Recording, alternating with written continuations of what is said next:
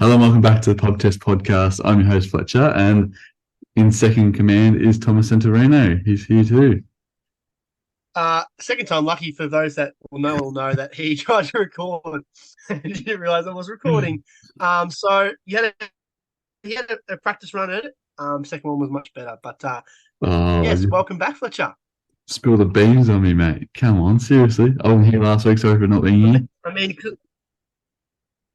showing a bit of rust clearly, but we missed you last week. It was a good podcast for you too, Marcus and yourself. Got good glowing reviews. So very happy with it. Now, you wouldn't be very happy with some events that happened over the weekend, would you?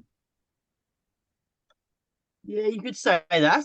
The boys caught up on Saturday. I was in no mood to catch up. But yes, unfortunately, Collingwood did lose. Bit concerning, just quietly. But and then you had to add to it the Dacos injury. Made me want to cry even more. So with 3 tricky games to come, Collingwood's top spot is very much at threat. So I am a little bit scared, but that might beat the Cats tomorrow night and getting us back rolling again. Made Rod on here just to stir him up and see how much he wants to win against Collingwood. He obviously always loves being Collingwood. I'll start with my winners. It's Hawthorn because obviously your boys are already talking about it now, but probably talking about them a bit later, a bit more. But Hawthorn were awesome. Took the game to the whole game. Won a lot of centre bounce, which is very important with the 6v6, and are showing a lot of promise. Haven't had the losses of North Melbourne or West Coast, and they shouldn't be anywhere near the same conversation. But are still in that third spot to get a good draft pick and at the same time show promise for the younger / middle age players to keep them on board. So I think they'd be very happy with the win over the weekend, being Collingwood the favourites. Yes, I mean, they've exceeded expectations this year. I think you just flash back to after 2 weeks and we were saying they've cut too deep and Mitchell ain't going to last this year. So I haven't got the wins in front of me. I think they've won 6 or so games. I'll have to have a look. But they beat Brisbane and Collingwood on that run. So, they've exceeded expectations. No question about it. So, 18-3 centre bounces. You mentioned about centre bounce domination. That is, that's hard to do. I think you'd struggle to go out there and lose 18-3 if you tried to lose. That was a domination, and they deserve to win. And I think the most pleasing thing from neutral, I'm Collins footer, but there was 2 or 3 times that Collingwood made those momentum runs that most of the time sides would roll over, and sides have done for the last 2 years. But they managed to weather the storm both times. I think it was the second quarter where they kicked 5 in a row, Collingwood. So you'd think that young side that you excuse them for kind of falling away there. Then they bounced right back and had 17-point lead at half time, despite it cutting to 2 points, 1 point. And then after the 2 Dacos goals. So that's big momentum. Collingwood kicked 3 in a row, kicked 2 goals in literally 10 seconds. And again, you excuse Hawthorn for kind of fading away there with all the momentum Collingwood's way. But Harry Morrison kicked that goal and they didn't look back. So they deserve that win, Fletch. And Hawthorn fans would have a lot to look forward to in coming years. They're not in the same discussion as North Melbourne and West Coast. They're far better. And they've got a really good young core that they can build upon. I officially hate Finn McGuinness and maintain that he shouldn't have a job. I mean, he's kept Kelly to 6 touches, Dacos to 5. Yes, I think he's keeping the tag up relevant. No one tags anymore. He's keeping the tag irrelevant. So I do like that. But, Hawks deserved winners and, probably the biggest winner of the week, I reckon, for me as well, to be honest. But I have to stand up in here and say I thought Sam Mitchell would lose his job probably at the end of the season or maybe the next season, and a few more heads to turn with that because of how deep they cut. But they're proving me wrong and a lot of people wrong, and they're doing a lot of good things this year. You talk about the wins and losses, but if you go watch their games, they seem in it all the time. They when they're on structurally, when they can get that outside ball going and uncontested marks, they're tough to beat. They're with anyone in the best in the competition. So they've got a few things to work on. Obviously, they're in 16th for a reason, but there's some elements to the game that are scary, in my opinion. And they got a good young crop coming through. I didn't see this many good kids coming through with them. Who was your winner this week? Yeah, I didn't realize that I hadn't picked one before we started recording. For me, I'm going to keep it short and sweet. 'Cause at least the less I talk about this mob, the better. It's Carlton again. Just purely because St Kilda aren't their biggest win, but they found a way to win when they didn't play their best footy. St Kilda were the better side for. I'm not sure. I didn't watch the whole game. That's why I don't really know. But I know St Kilda were the better side for a portion of that game, but they overran them and they found a way to win. This is last year's type of game. They slip up. Well, they've been so good the past few weeks, and they lose a game they'll probably expected to win. And that could potentially be a momentum shifter. So they're still rolling. They're still bloody good, and I hate it. I still think they're going to win a final. I think they're going to make a prelim. And yeah, they're petrifying. So yeah, for me, the winner is Carlton. They found a way to win where they probably haven't played as well as they have the last few weeks. But Yeah, totally agree with that. Watch this game. St Kilda were good, but Carlton went on, and then they turned up in the second half. But it was the others that was good to see. Like obviously, no Walsh, Chera. Can't remember who else was out, but there was a fair few out. I think Mackay. It was the others like Charlie can only keep the one goal, but provided good contest. But it was your small forwards in Fogarty and Motlop and stuff like that provided contests and goals, and that's who really got the job done here. Blake Acres was really good in the midfield, even though there was Paddy Cripps still there and stuff like that. So the others really stepped up, which is something we haven't really said about Carlton for 2 years, or at least this year. We've always said that the bottom six isn't good enough. Well, the bottom six was the one that almost carried the top six. So that, as a Carlton fan, you'd be probably pretty happy with that, and hope that happens a bit more. So yeah, it's an exciting win. Different, as you said, different way to do it. And they just keep building a bubble that keeps getting bigger and bigger and bigger. Rolling to finals is getting a bit scary. It's so scary, Fletch. It's so scary. I just can't see them not winning a final from here. Like it would arguably be a bigger choke than last year, just because the momentum they've gathered is so big. I know last year should have made final. But I'm saying in terms of momentum, I know they had to win 1 out of 4. Maybe it's a stretch. And maybe I'm trying to build it up. It's funnier. But the momentum they build up there, they're the best on the comp right now. Them and Melbourne, in terms of form, are the two best sides in the comp right now. So that's why for me, I just can't see. If they beat Melbourne, they are going to. They're not going to win the flag, but they're going to win a prelim or make a prelim.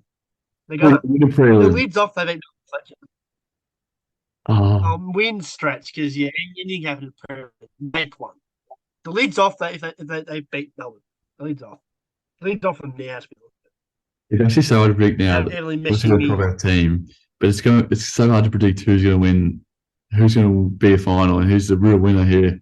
And we also got to talk about someone later in the show. The reason why that may be a bit harder.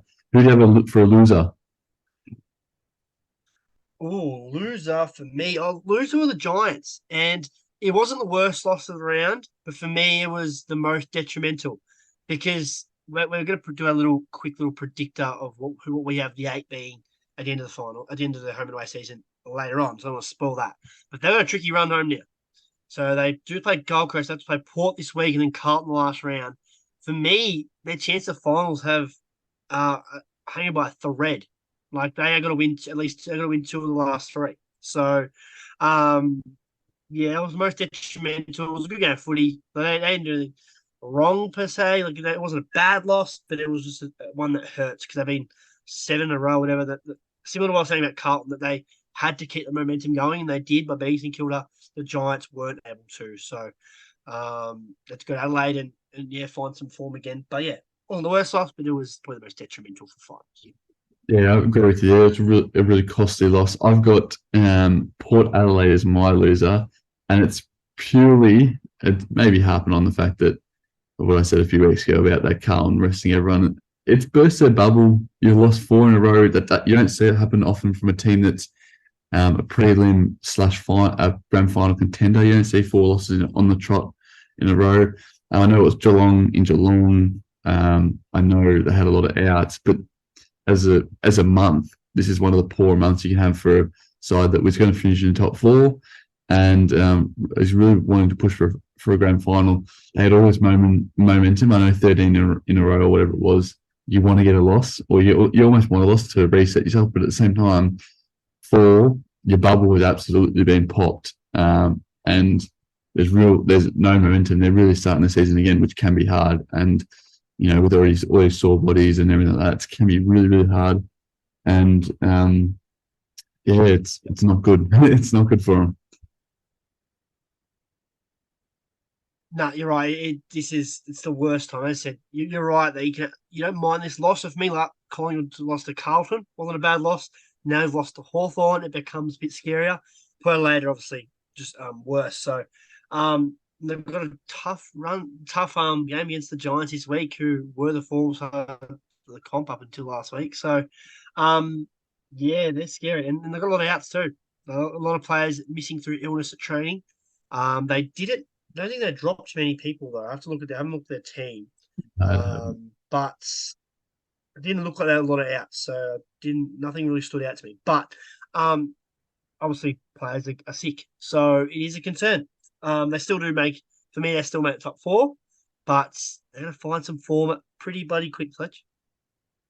We'll talk about it a bit later. They probably do still make top four, so we'll just tease it at that. But there is a possibility now there is a massive gap between fourth and fifth, but there is a possibility now that they can drop out of the top four, which is detrimental. And even really dropping out top two is detrimental for them because of the fact that they lose Adelaide Oval as an advantage, so they have to play away, that's a loss, and then they have to go back to home to get a win. And so they're playing the four finals, which historically has been incredibly hard to do and win a premiership. It's hard to win the four finals. So this is where they kind of see themselves now, which almost puts them out of the grand final. Let's be honest here, puts them, they will not win a grand final from there. So it's tough.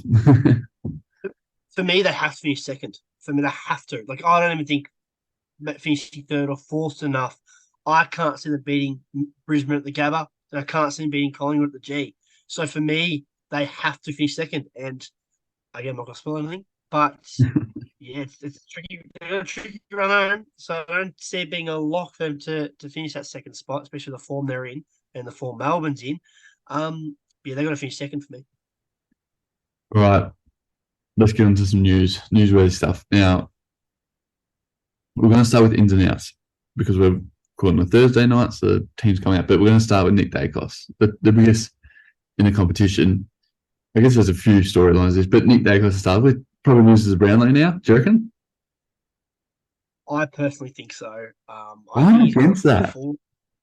Really? I think I already got a 4-vote lead, and I think they get mowed down in 3 weeks.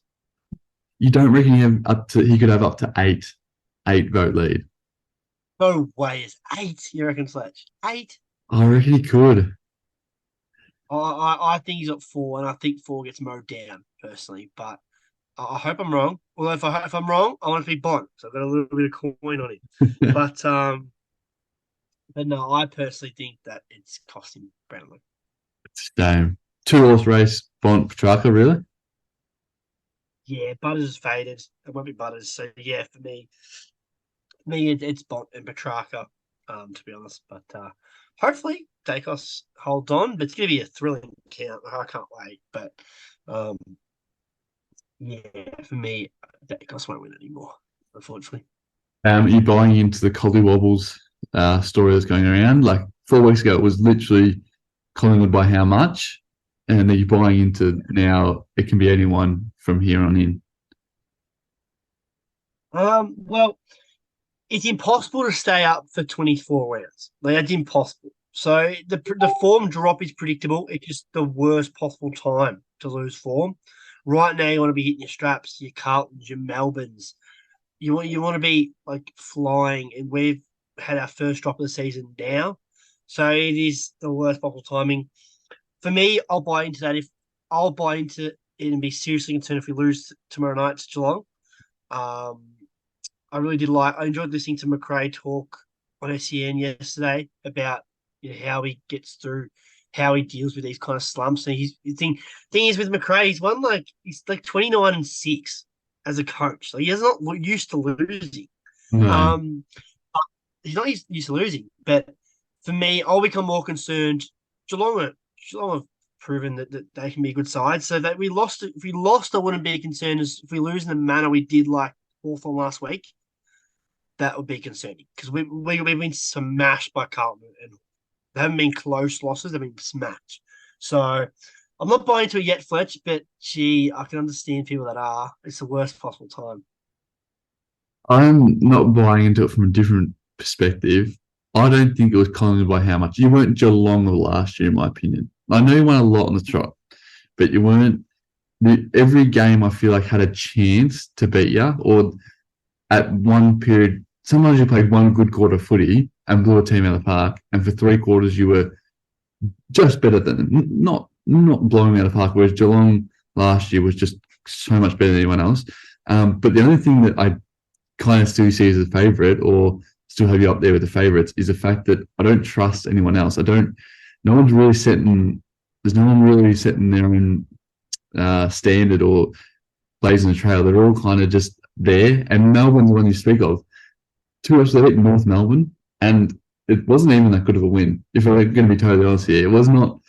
North Melbourne were up at half time, or at least in the game at half time. I think within a point.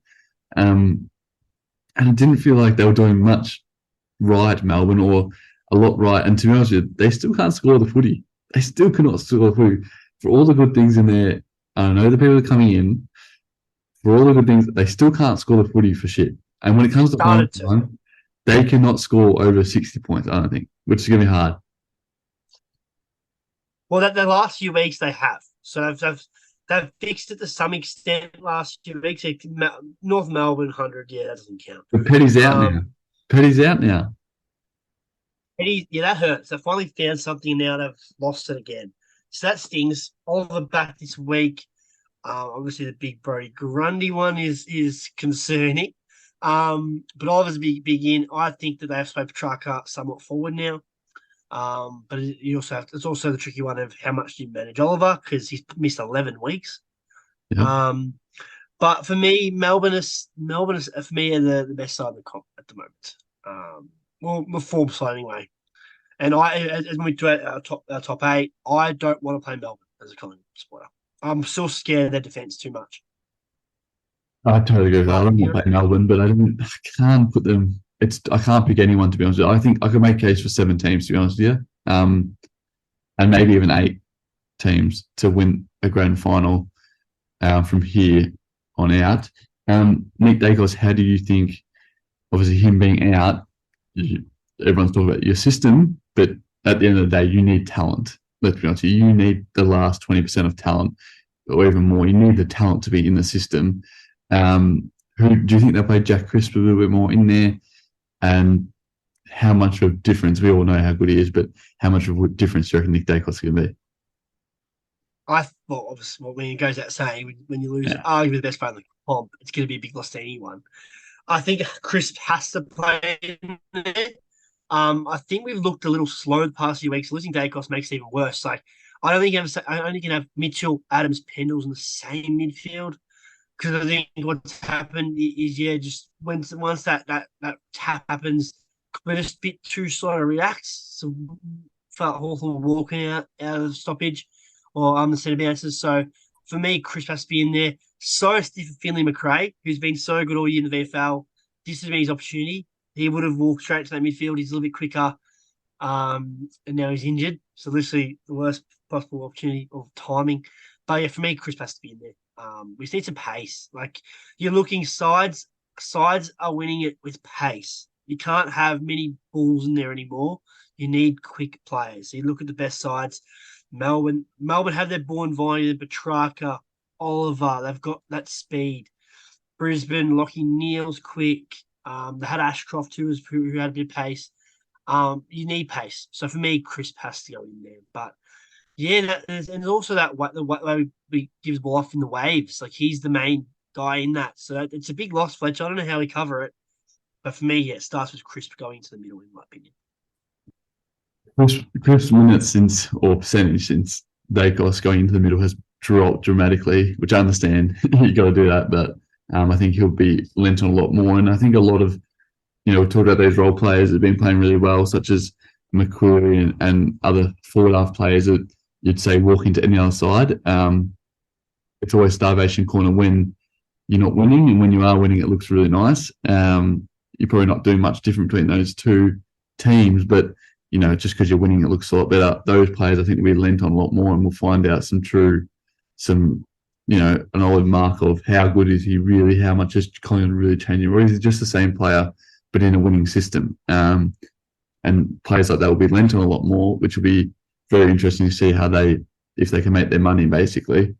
You obviously talked about Brodie Grundy in and Oliver in. Obviously, Oliver stud, not much to say there. Good to see him playing after 11 weeks, not for our Supercoach side, but for just football in general. But Brodie Grundy, this is his last chance to be a demon, in my opinion. If this doesn't work out, it's right before finals. So you're not going to drop him 1 week before finals, but you're going to give him at least 2 weeks because of the paycheck and the status in the game. So he obviously plays here for the rest of the season, all the way to finals, or he gets dropped again, and that absolutely means he's being traded. It absolutely means he's being traded. And to be honest with you, I'm leaning more towards being traded. To be totally honest with you, I think they won't score on the weekend, and they'll put it back on him, and he'll be traded, which is a shame, but also a good thing at the same time. And we'll see him in their jersey. I hope he does get traded. I think Port Adelaide are crying it for him. The Port need it ruck. They haven't got a ruck. So I agree. I think if he's one omission away from no longer playing for Melbourne, he can't get dropped twice in a season and come back next year. If he keeps his spot the rest of the finals and he kicks a few goals, then yeah, I can see him keeping his spot. But Gawn ain't retiring next year. I just can't see Grundy playing VFL for 3-4 years. I just don't think he should. It's a waste of his career. So, yeah, I think you're right. I think he's one more omission away from playing for Port next year. Who plays more ruck time on the weekend? Grundy or Gawn? Has to be Gawn. They're playing Grundy as pure forward. Like they are. I think there's no way they play Grundy. Maybe 10% when Gawn's on the bench. That's it. Like Grundy will play as a forward, and I think he'll kick one goal. I agree. They should do that. Honestly, I reckon they'll go 50-50. Split it down the middle. You reckon? Yeah. Gawn's playing so good. I totally agree. I think it should be what you said, but I think his last VFL match, Grundy played primarily ruck. So it seems like it's not worked at all, and they've just got him in because of Petty's gone down. Next big dog to come in, pretty much.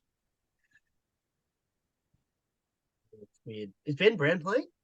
No, I was shocked when they dropped Ben. They didn't do Ben Brown in. They brought Grundy in. But no, for me, I can't see Grundy touching the ruck. Maybe 10% max. Like I think he'll play full. A big out, really the only really big out over the weekend is Josh Rochelle, young player, second year.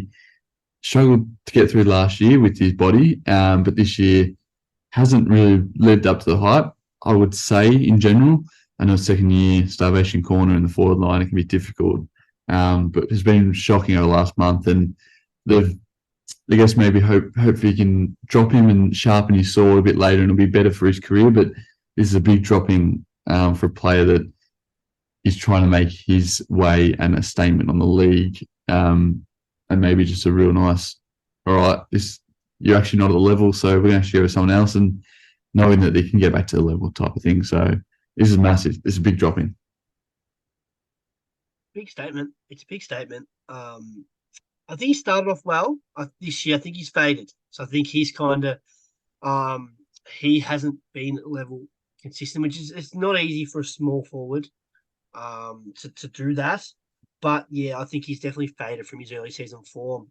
And yeah, I like it. I mean, Adelaide is still playing for finals, and just because you've got a big contract doesn't make you a lock. Like you've seen, Saligo had a 7-year contract, and he's been playing Sandful. So I like that they're ruthless. To drop him, Rankin's not back, is he? No. So to drop him was Rankin injured is a massive statement. I didn't even think of that. That's Yeah, massive. that's what I was Because thinking. the best small forwards out, so that makes it even worse. So yeah, I does he play again this year? I think he probably plays. I think he probably comes straight back in. To be honest, I think it's a 1 weeker. I think it's a sort your pressure out, come back to us. So I think he'll be back next week. But yeah, in their situation, no ranking, playing for finals. This is a big call. I like it. Yeah, I'm saying Matthew Nicks doesn't hold any prisoners, and he doesn't care what your contract or money size is. If you don't hold your own spot in the team, then you're out the door, which is a good standard hold.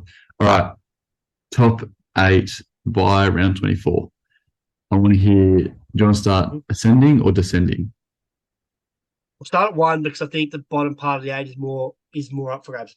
Yep. So Okay, we'll yeah. start at 1. Oh, we'll go 2 at a time. I've got Collingwood, Melbourne as my top 2. So Collingwood first, Melbourne second. I've got Collingwood Port. Let me have a look at my port. We won't run through all what we had because we go forever. We're just quick. I've got them winning the last 3 games. Which this one against Giants this week is probably the scariest, but I've got them winning it because they led Oval, and I think they finish second, a game clear of third. See, I didn't do margins, and they're on the same amount of points. Port Adelaide and Melbourne are on the same amount of points, but Melbourne's got the percentage. I did rough margins. I did rough margins. I didn't sit here thinking about it 5 minutes at a time, but I had like that a close win against the Giants and who they played round 24. But yeah, that's fair enough. But yeah, I've got them a game clear. My 3-4 is 2 teams that now can't win it if they do finish in their position, and it's Port Adelaide, Brisbane. I agree. I agree with what you said, but I've got Brisbane and Melbourne on the same amount of points. So both 16 and 7, and the percentage is almost the same. 123.1, 122.7. So I've got them almost identical. So that could be flipped. But yeah, for me, Brisbane and Melbourne finish on 16 wins apiece. Same top 4, just a little bit jiggled around us two. At 5, I hate to say it because they're just a team that have been good ever since I was born, and that's Geelong. Oh, okay. Geelong at 5. Yeah. How many wins you got them on? 13, so same as Carlton. Okay. Oh, so you had Melbourne beating Carlton this week, then I'm assuming. Let's spoil our tips now. I think We so. have to because I have Carlton in 5th on 14. I got So Melbourne beating I'm assuming Carlton you've got 3. Melbourne beating Carlton. Yeah. I'm going off my odds. I'm going off like the odds because there is so many people, like we already talked about this before, but there's so many teams just swing from 5th to 12th because of one win. It's like these teams are even. So I'm just going with the odds here, you know what I mean? Like what I think could happen. Yeah. No, I get you. I've got 2 games separating 5th and 9th. So, and then I've got 3 teams. I've got 4 teams a game behind 9th. So, for me, I had Carlton. I've got them winning all 3 games. So, unfortunately, I've got Carlton at 6 instead of at 5 like you do. Who you got 6? I like the Cats. Not a massive fan of this one. Just because I don't love Carlton. Not Carlton. I don't love Geelong. Riley's a good Cats fan. Luke O'Donnell is not. So I don't like the Cats because of Luke O'Donnell. Although what I will say is Riley's a great Cats fan, but he fucking hates Collingwood. So that's why I don't want Geelong so good because he hates Collingwood so much. He tries to wind me up in Collingwood games. I already can picture Luke meshing me at halftime tomorrow if Geelong are winning. So yeah. Oh, we got a 10-minute hurry up. But yeah, for me, Geelong at 6. I got the Dogs at 7 and the Swans at 8. Okay. Yep. I've also got Dogs at 7 on 13 wins. And my 8th place is the Adelaide Crows. And I don't like it because I thought the Giants would be a lock, but they're not in there. The Giants are 9. Who have you got them beating in the next couple of rounds? Who do they play? Adelaide. Yeah. Let's see here. I'm losing to the Lions this week. Yeah. But then they beat the Swans at Adelaide Oval, and then they beat the Eagles in the last round. Okay, I have got the Sydney win that game. I could do Adelaide win that Is game. that such a Yeah, hard, correct? that's like a So who that's knows. a really tricky one. So if I put the Swans in there, all of a sudden the Swans go to eighth. So and Adelaide go to 11th, just from changing that tip, um, which is incredible. But yeah, I just think the Adelaide Oval gets it for them personally. So I've got them at eighth, and then the Giants in ninth. I don't love, and Sydney. I want Sydney to make finals because they are in form, and I reckon they could knock off those pesky Blues. So make it. um, yeah, totally agree with Giants. I got them in 9. Don't deserve to be there. Do deserve at the back half of the season. Absolutely deserve to be in the 8. And I don't know, Sydney don't feel like they've wowed me as much as probably what the Giants have. Maybe it's a bit unfair, but I would like to see the Giants in there just because of the fact that they've wowed me, which kind of is stupid, but at the same time, Sydney almost you could almost say they've regressed instead of progressed. They have. You could say they have. They have. Like, so Yeah. they were going for a grand final, 10th grade. You're being nice there. They have absolutely regressed. It's a pretty high standard, but at the same time, it's more the way they've gone about this season. They've lost a lot of games that they shouldn't have lost. So, yes. And the injuries are a factor, but yeah, no, I completely agree. All right, tips. We've got 7 minutes and 42 seconds. Collingwood, Geelong. Let me get these. Hang on, let me just get this up. Okay, yeah. Colin Geelong, 750. On my predictor, I put Geelong in there. So I think so. Let me make sure I did. I think I did, which means I'm probably going to put them in there. I'm going to tip Geelong. Yeah, I'm winning. So I'm going to go to the Cats. Yes, I'm a fake fan. Yes, I'm a pessimist. I also think Geelong are going to win this, but the Pies, if they're a good side, you never want to count them out. You know what I mean? So I do think the Cats. All right, Saturday, first game, Essendon, North Melbourne. North Melbourne. Sorry, Essendon. I was going to say, that a wind up. Kicked you off. The Dons. Yeah, Dons win that. Sydney, Gold Coast.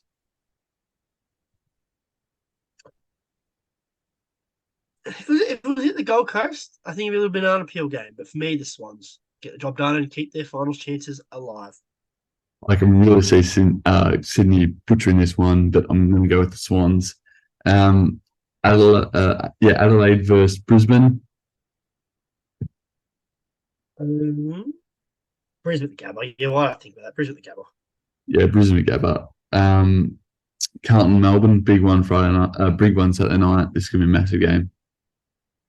This is not could be. This is absolutely massive. I put Carlton, so I'm going to tip Carlton. I hope it doesn't happen. I hope the Deeds get over the line, but I've got a funny feeling the Blues win. I'm going to go Melbourne here. I think this is the first, probably, or not really first. This is a big game for obviously both sides that we've talked about already, but Carlton, with this back six and this midfield of Melbourne's, it's going to be a real test to see how well they connect and how well they work, because Melbourne do not let you get anything easy at all. All right, the Derby, West Coast versus Fremantle. Who you got? About 5 people will be watching this game. So for me, I don't want to tip it. Freo, but literally, Freo. I'll be interesting. Luke Jackson to win the medal. Oh, Luke Jackson. Caps are wrong. Come on. Fremantle Sean win that. Darcy usually wins it. That's why I'm saying, because Sean Darcy usually wins it, but he's out. So I reckon Luke Jackson had Super Bowl lined last week. But we won't know who gets it because no one will be watching this stupid game. Sunday, Hawthorn versus Western Bulldogs. Danger game. In fact, in Tassie makes it scary, to be honest. I've still got the Bulldogs. If it was at Etihad or Marvel, I think I'd be a lot more confident. But yeah, for me, the Dogs get over the line in a low-scoring, close one. Yep, I agree with this one here. Dogs win this, but I am worried. Hopefully, Hawthorn's got a premiership hangover after last week. St Kilda versus Richmond. This is Maddie's match, I believe. Well, it should be, because we went to St Kilda Richmond early in the year, and it wasn't Maddie's match. I'm assuming this is Maddie's match. Yeah, Richmond. Richmond, I think. Would St Kilda be the most unjust final side ever? Yep. It was hard because I don't know everyone, but yes, I don't know how they're still in the 8. They'd have to rival.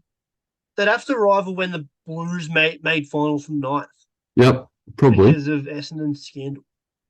They honestly They'd would, rival that. That's how bad St Kilda are. I would honestly put them as the 14th best side in the competition. Like if I was doing power ranking, I'd have them at 14, maybe even 15.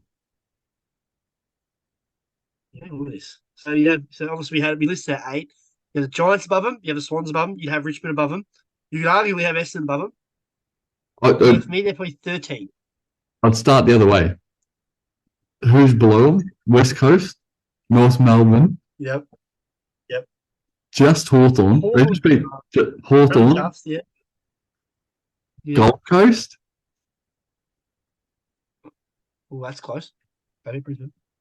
Fremantle. And yeah, that's it. And that's Those Geelong. two, those last two, I'm making a case for. I don't even believe wholeheartedly that they're better than them. You're not wrong. They're that bad, Fletch. Yeah. I wanted them to make finals back when Carlton weren't great enough fighting for the 8. I was like, I want St Kilda to keep winning to hopefully push Carlton down. Now they're not playing different. They're playing different sport now. So now it's like St Kilda off. No one whoever plays St Kilda is walking through the next round. So, yeah, I hope St Kilda don't make finals there because I need someone to beat Carlton or Geelong. Put on GWS for the final match of the round. Good game, by the way. I'm at Port. I'm going to tip Port in the predictor, so I'm going to tip Port now.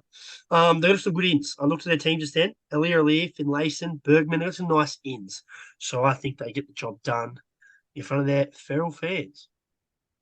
Predictor, I had Port Adelaide, but I do think GWS knows that this is a game they need to win. Obviously, they know this. And it's almost a mini final. And I think they're going to knock them off. I'm wondering at $2.50 might put a little bit on them with a safe leg in there to make it $4 or $5 and put $10 on it. Make it a bit cash because I genuinely think GWS can win this. Yeah, I mean it's gonna be it's probably the hard. Do you think it's hardest one to pick for the round? Carlton Melbourne's a bit harder. Melbourne. This is probably the hardest pick of the round. Yeah, I think Carlton. I'm more confident in Port than Carlton, I think. So, I'm glad it's at 4:40. I'll be able to watch it once we finish umpiring. So I'm looking forward to watching that one. All right, we better wrap this up because we've only got too long left. Good to see you. Good to chat to you. Good to talk. 1 minute. We have a bit of flirt, so we can go on, like, comment, subscribe, tell a friend, tell a stranger. I think we decided that for finals we're gonna have people, we have friends on, we have special guests. So looking forward to that in a month's time. But yeah, looking forward to a big round of footy, Fletch. Definitely. We'll see you next time. Thanks for listening. Peace out. See you later.